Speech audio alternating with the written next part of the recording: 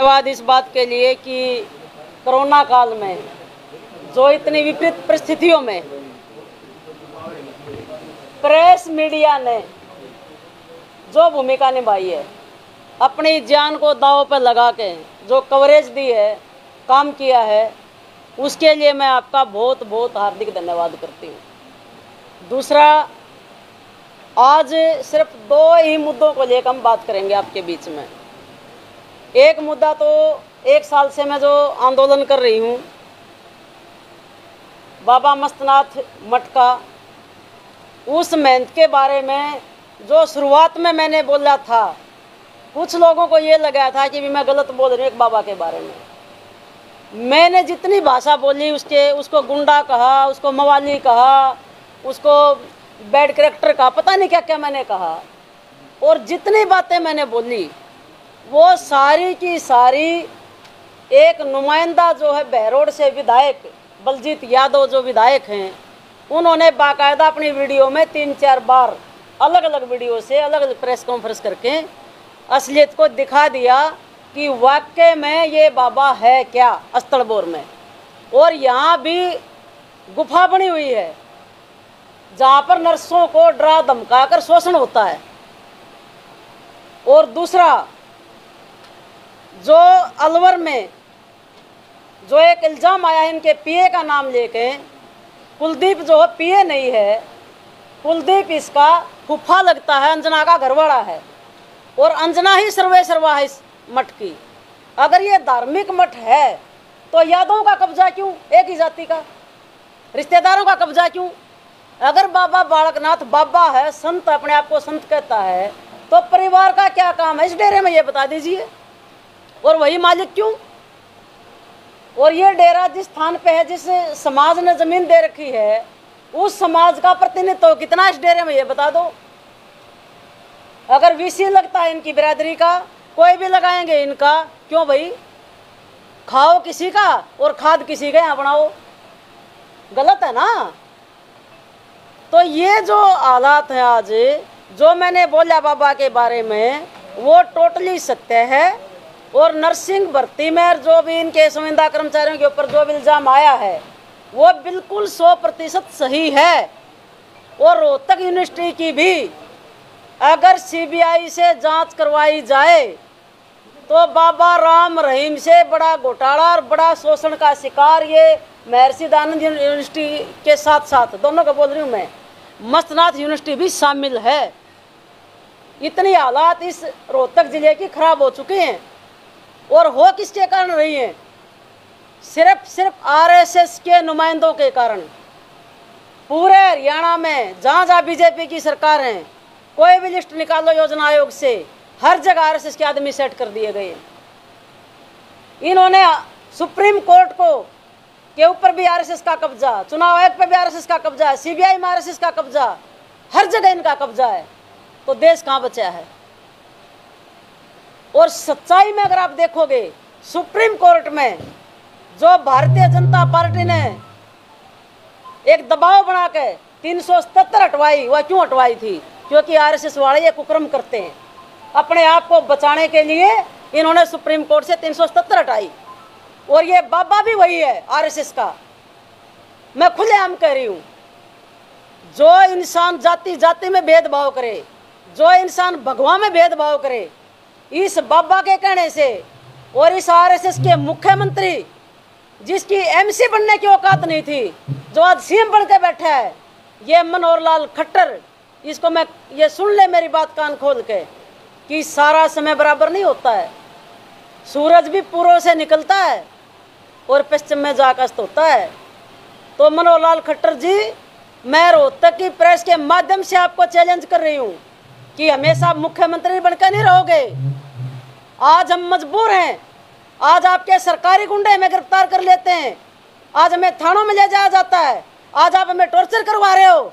दिन हमारा भी आएगा और आप तो कुछ भी नहीं करवा रहे हमारे साथ, जो फिर हम करेंगे ना, तुम सहन नहीं कर पाओगे।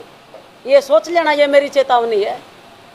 जो हमारे बाबा राम कुमार नाथ की हत्यारा है, जो बाबा, जिस बाबा ने भगवान को आग के वाले करवा दिया हो, जिस बाबा ने आज तक हमारे बाबा राम कुमार नाथ की अस्थियां ना देने दी हो।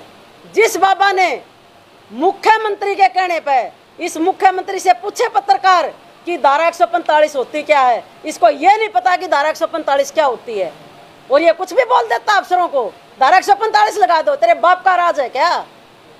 ये कुर्सी मुख्यमंत्री की तेरे बाप की है क्या, तेरे दादा की है? मैं पूछना चाहती हूँ कि तुम किसी के भी घर पे कब्जा कर लोगे, किसी की भी संपत्ति पे कब्जा कर लोगे? तुम इतने बड़े हो गए आरएसएस वाले। ये आरएसएस वाले जो हैं, जितनी गुंडागर्दी इनके देश में हो चुकी है, अब जनता इनको सहन नहीं करेगी। ये कोरोना के नाम पर लॉकडाउन लगाते हैं और खुद लॉकडाउन का उल्लंघन करते हैं। जो लॉकडाउन की पालना करते हैं उनको ये थानों में बिठाते हैं, टॉर्चर करवाते हैं।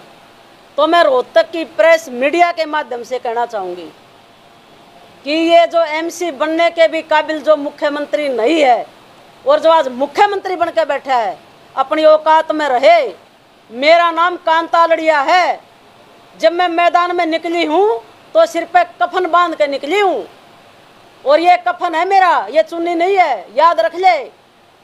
जो ये गलत धंधे करवा रहे हैं, हमारे अफसरों को इसे टॉर्चर करवा रहा है। वाई पूर्ण कुमार आईजी सत्र का अधिकारी जो दूसरों को न्याय देता है, आज वो दर दर के ठोकरें खा रहा है। मनोहर लाल के कहने से डीजीपी के ऊपर दबाव बनाया गया है कि इसको प्रताड़ित करो, इस अधिकारी की नौकरी खत्म करो, इसकी गाड़ी छीनो, इसके गनमैन छीनो। ये मुख्यमंत्री का काम है क्या? ये कुर्सी की मर्यादा है क्या? ये प्रोटोकॉल है क्या? जब तक वाई पूर्ण कुमार आईजी को न्याय नहीं मिलेगा, और जब तक मैं यहाँ समाधि नहीं बना लूंगी और बाबा बालक नाथ को और डीजीपी को एससी एक्ट के तहत जेल में नहीं भिजवा लूंगी, मेरा आंदोलन जारी रहेगा, चाहे मुझे किसी भी हद तक जाना पड़े। और आज मैं रोहतक प्रशासन को और मुख्यमंत्री को ये अल्टीमेटम दे रही हूँ कि 10 जुलाई तक हमारी समाधियों का, डेरे का समाधान करें। 10 जुलाई के बाद चाहे किसी भी दिन जब मेरा मन करेगा, मैं उस दिन जाके समाधियों पर कब्जा करूंगी और डेरे का ताला तोड़ूंगी। अगर कानून व्यवस्था खराब होगी, खून खराबा होगा, अगर हमारे को कोई रोकेगा, हम पहले मारेंगे नहीं। अगर हमें कोई छेड़ेगा तो मारने से भी नहीं चुकेंगे। ये मेरा अल्टीमेटम है रोहतक प्रशासन और हरियाणा के मुख्यमंत्री को। 4 जुलाई को मेरी मीटिंग है प्रदेश लेवल की। 4 जुलाई को हम मीटिंग करके हम अपना फैसला ले लेंगे, और 10 जुलाई के बाद किसी भी दिन हम अपनी जान को दांव पर लगा के, सब अपने सिरों पर कफन बांध के अपने डेरे को, अपनी विरासत को नहीं छोड़ेंगे, और बाबा बालक नाथ जहाँ भी मिल गया उसको भी नहीं छोड़ेंगे। ये भी मेरा चैलेंज है आपके माध्यम से। हम सच पर चले हुए हैं। अगर हमारी सच को दबाया जाएगा, जो भी हमारे बीच में आएगा वही हमारा दुश्मन होगा, और दुश्मन के साथ क्या बर्ताव होता है ये फिर समय पर बता भी देंगे। ये मेरे 2 पॉइंट आज थे, दोनों मैंने आपके बीच में रखे हैं। मैं अभी 20 जून को मेरे को भारतीय किसान यूनियन चढ़ोनी जी के ग्रुप से मेरे को राष्ट्रीय उपाध्यक्ष बनाया गया है। मैं अपनी तरफ से प्रेस के माध्यम से आपके सामने मैं भारतीय किसान यूनियन के राष्ट्रीय अध्यक्ष माननीय श्री गुरनाम सिंह चढ़ोनी जी का, उनकी पूरी टीम का बहुत बहुत हार्दिक धन्यवाद करती हूँ, स्वागत करती हूँ कि उन्होंने मुझे अपनी टीम में इतना बड़ा स्थान देकर इस देश में जो आज माहौल ख़राब है उस माहौल को ठीक करने के लिए, जाति तोड़ो समाज जोड़ो के नाम से एक भाईचारा बनाने के लिए, किसान मजदूर को एक माड़ा में मोती की तरह पिरोने के लिए जो मेरे को ये पद दिया है, मैं समस्त समाज का और किसान यूनियन का बहुत बहुत हार्दिक धन्यवाद करती हूँ। और मैं अब कंधे से कंधा मिलाकर जब तक किसानों के तीनों काले कानून रद्द नहीं होंगे, मैं अपना सिंगू बॉर्डर पर अपना ऑफिस बना रही हूँ, वहीं मेरा मोर्चा लग रहा है।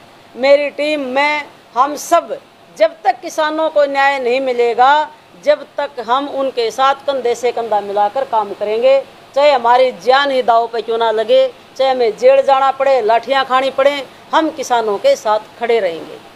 और इसके साथ साथ मेरी सरकार से मांग है कि आज तक प्रदर्शन में, आंदोलन में जितने भी हमारे किसान भाई शहीद हुए हैं उनको सरकार की तरफ से शहीद का दर्जा दिया जाए।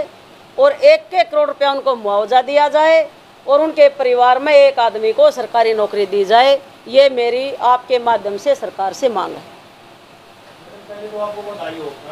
Thank you ji.